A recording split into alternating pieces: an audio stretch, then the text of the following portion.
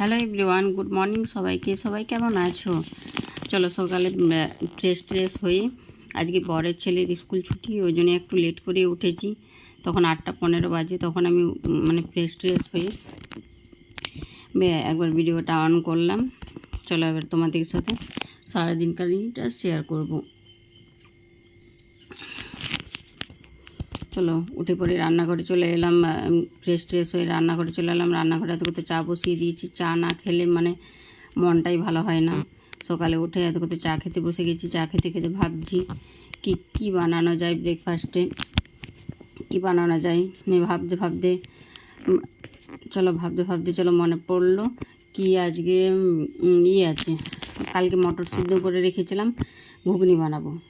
মনেই নেই যে কী মটর সিদ্ধ করে রেখেছি, মশলা রেডি করে রেখেছি, কালকে রাতে ওইগুলো রেডি করে রেখেছি, কিন্তু মনেই নেই কি রেডি করে রেখেছি। ভাবতে মনে পড়লো এত কথা। চলো ঘুগনি বসিয়ে দিয়েছি।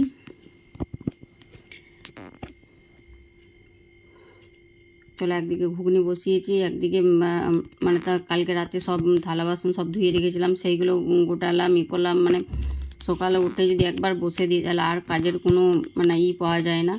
আর যদি না বসি তাহলে সকালে উঠে যদি কাজ করি তাহলে ঠিক মতো তাড়াতাড়ি কাজ হয়ে যায়। ওই জন্য আজকে বসিনি, আজকে তাড়াহুড়ো করে কাজ করতে শুরু করে দিয়েছি।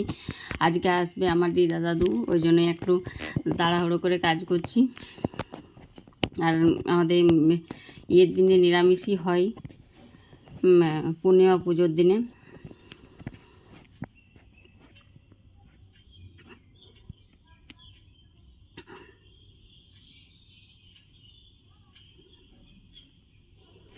তো মশলাটা ভাজছি, সে টাইমে মশলাটা লেড়ে একটু যতক্ষণ কষে যতক্ষণ না তেল বেরোবে ততক্ষণ মশলাটা যদি করি তাহলে মশলার গন্ধ ওঠায়। তো ঘুগনি রেডি আমার।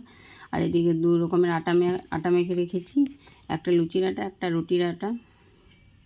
দাদু সুগার আছে, ওই জন্যই ভাই খাবে না, ভাত খায় না, রুটি খাই। চলো রাখি।